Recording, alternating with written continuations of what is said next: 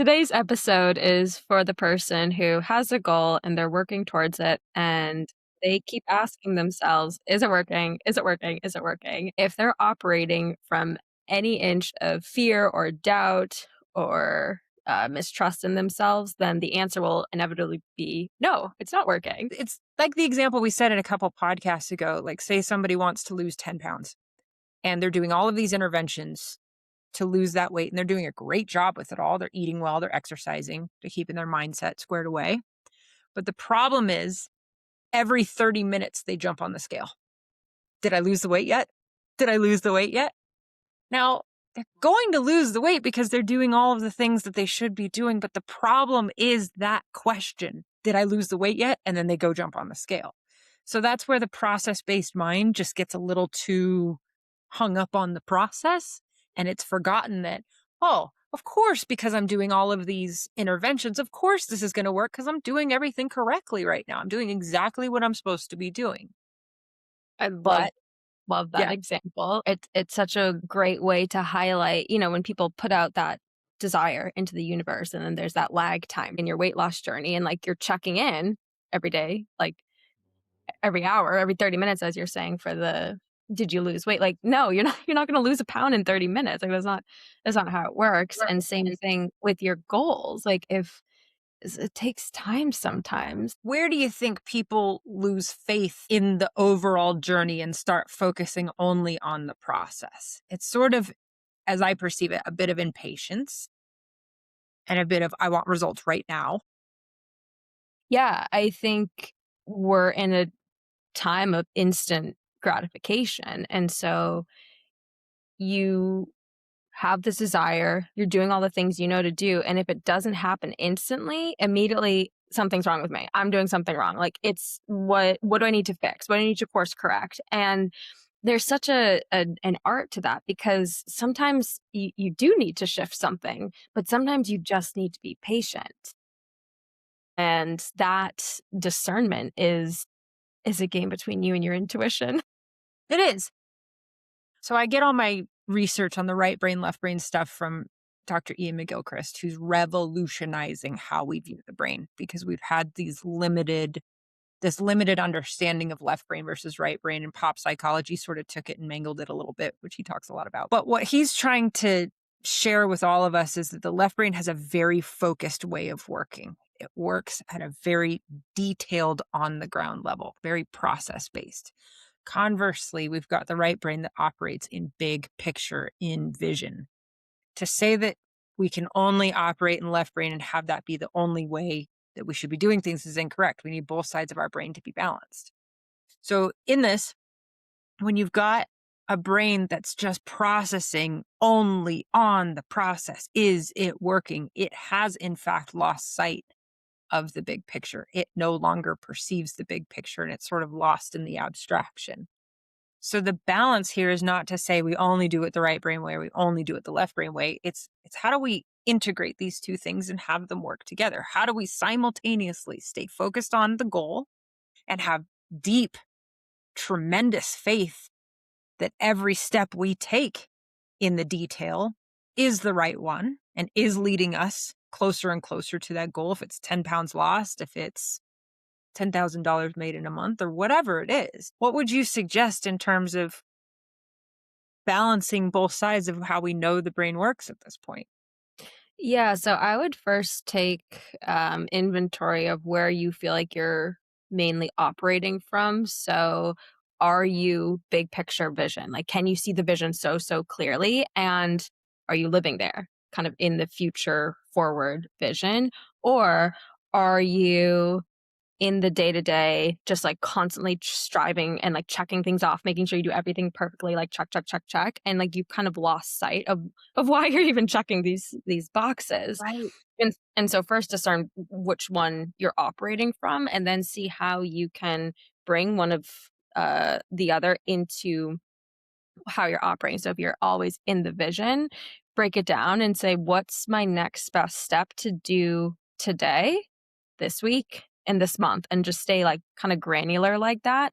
Versus if you're way too granular, then take some time in the morning with your journal and ask yourself, like, what is it that you're working towards? Why do you want to create this vision? How does it feel? And allow yourself to really be in the feeling of that, and bring that energy into your checklist. And also check in with your checklist. Like, is this still serving my vision? And your intuition will answer. It's so true.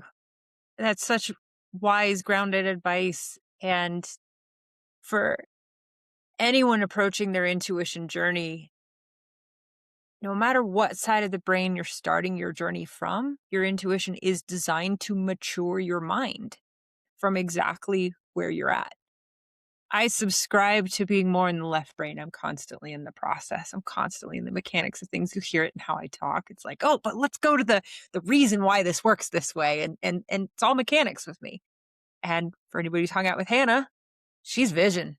She's big vision. And so I would characterize that as being very right brained. But in the process of becoming more intuitive, we've learned the benefit of the other side of that too. And so because our intuition took us through this journey of, for me, it was like, no, it's time to focus on a big vision. For me, when I was called to actually get more granular with the goals, I felt like it was going to take me out of the magic and possibility and limitlessness of the big vision by making it so granular. Hats off to the person who's super bummed, frustrated, fearful, and they just are very aware I am not getting what I want. I've done the affirmations and I've meditated and I've made the pros and cons list and I've done everything that I was told to do for years and years, and it's still not happening. What is wrong with me? What happens next is that that person ultimately starts questioning their goal and themselves, and they start saying like, well, maybe the dream's the problem. Maybe like I've done all the manifestation techniques and I've done everything that every coach has ever told me to do and it's just still not happening. Then maybe that's not the dream that I want. And then you encourage them like, okay, let go of the dream. Just let it go, see what happens. And they just, oh, but that was my dream. Yeah. And so I just want to tell that person, hug them like, don't let go of that dream yet. That dream is really important. You got that dream for a reason. You've been living with that dream for a reason. Maybe there's just something that we can do to change how you think about that dream. Maybe Mhm. with a little more awareness of like, well, how are you approaching that dream? Do you approach it from the right brain side where you're just constantly living in the dream and you're sort of allergic or agnostic to next best steps? Because no, the dream's just going to show up. I've heard that a lot. The dreams, all that money is just going to fall out of the sky. And I think people in certain manifestation communities, they do actually believe that's how it's going to happen. And then for the person who's left brain says, well, I have this big dream, but I can't figure out the steps to get there. The steps just seem so foreign. Nothing's happening. I try to push things forward and I'm just not getting any feedback from my environment. So I'm just going to let go of the dream. Anybody who's tried for a very long time to either manifest or plan their way into their dreams, and you just feel like it's not happening the way that you want it to, that can be a really demoralizing place to be. Absolutely. What would the next best step be for someone who's in that type of despair of like, It's not working. It must be me. It must be my dream. Maybe intuition's not real." That's well said. You know what advice is not helpful for that stage is you just need more belief. Yeah, get a better affirmation. Eh. You just need to meditate harder. Or all of that advice, you just need to be more positive. Mm, that one. Just be more positive. It's like, yes, but at the level that all of that advice comes in at is you're the problem, which is just going to kick up shame. Shame says, I am the problem. And so the mind at that point just starts to doubt and it plants a seed in there. Well, maybe I'm the problem. Or maybe that's this. Or maybe that's that. And so when shame takes root of the mind, it just starts pulling the whole personality apart. It's looking for a problem. That's a problem because that's a level of analysis that doesn't realize doubt is running the show. shame is running the show. You're in the assumption, which we call it a doom assumption. It's all doomed. I'm deficient. I'm just not going to ever be able to figure this out. And so we don't have enough distance from those thoughts to get any kind of perception or perspective and clarity to say, like, well, maybe you're not the problem. Maybe we just need to look at this like, why is your brain thinking those thoughts right now? Why are you self attacking all of the time? Why are you constantly checking in to see if you missed something? Is there something else going on here? Are those thoughts working for you? And if you can ask that person to answer that very honestly, they'd probably like, it's not working for me. I'm so tired of living in this brain because all this brain does is attack me, attack my plans, and attack my goals. And then something happens, and all of a sudden I feel like I'm just never going to make it. Shame, disillusionment. What we believe at Intuition Mindset, and we talk about a lot, is if you can relax the mind a lot more, clarity starts to emerge. What if you put those thoughts down for a little while and focused on something else? The reality in metacognition is you cannot change a bad thought ever. A bad thought will always be a bad thought. So the bad thought that's like, maybe there's something wrong with me, that thought is never going to change. It's always going to be like that. You have a choice then. Do you continue to believe in that thought and let it run the show? Or do you observe, I'm thinking that thought again. Dang it, that thought. It's so expensive. It always makes me feel like crap when I think it. I need a new thought to think. That's where metacognition and really saying, like, man, that thought's not working for me. I know I can't change that thought. I need a new one.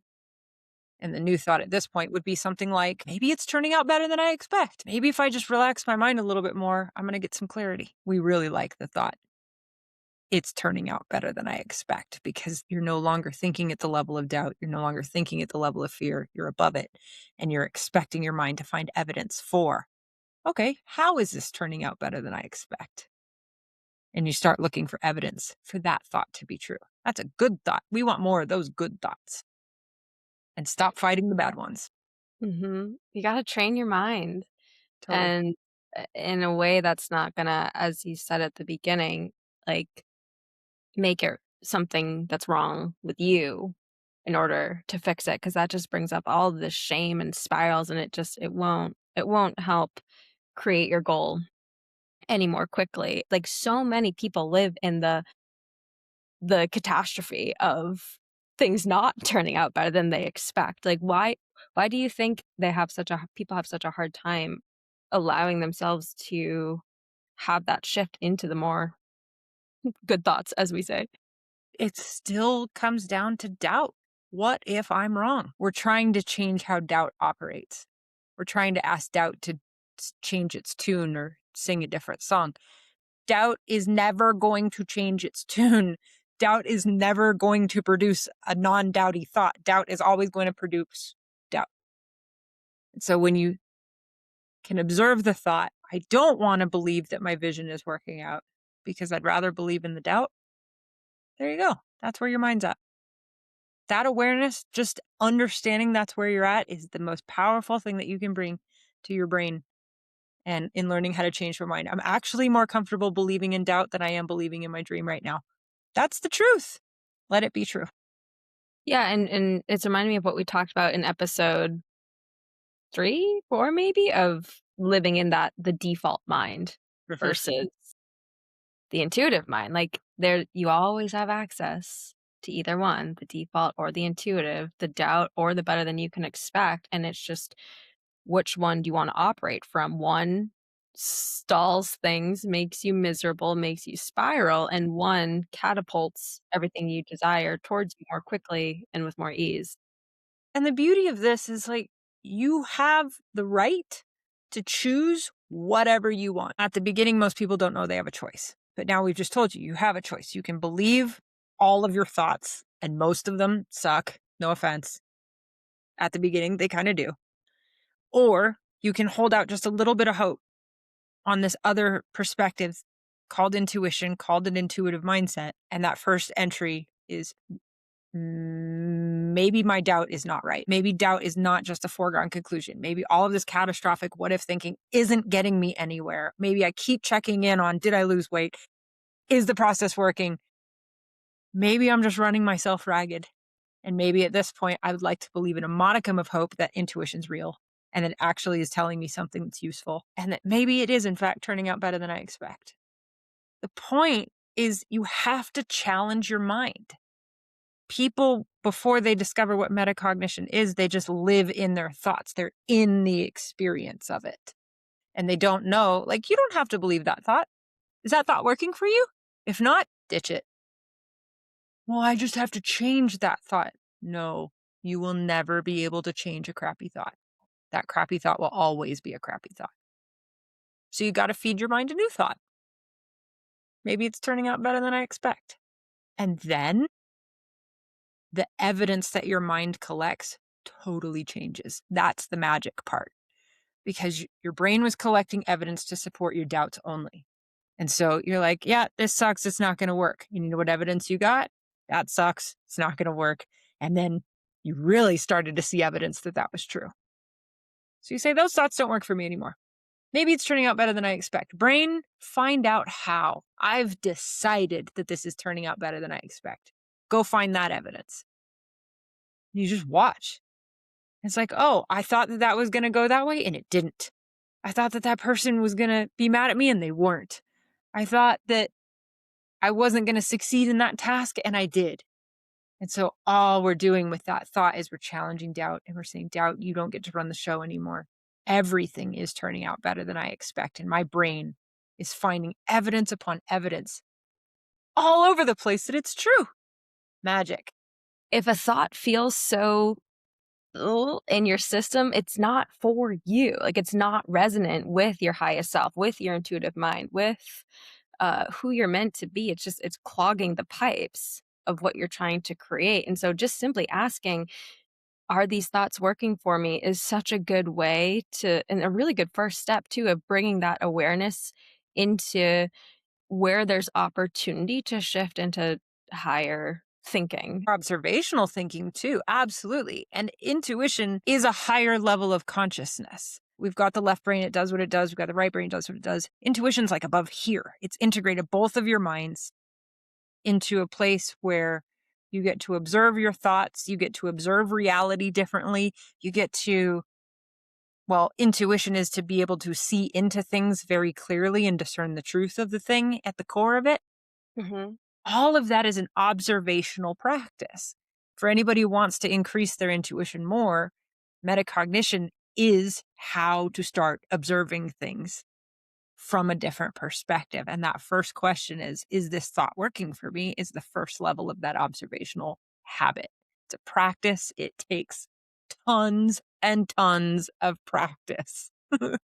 And would you say the thoughts that feel really good is your intuitive mind working? Leading you somewhere really neat. Mhm. Absolutely. For anybody starting their metacognitive journey, this part is really important to lock into the practice. You cannot change a bad thought. Once that bad thought has expressed itself, the work is I just had a thought that I don't prefer.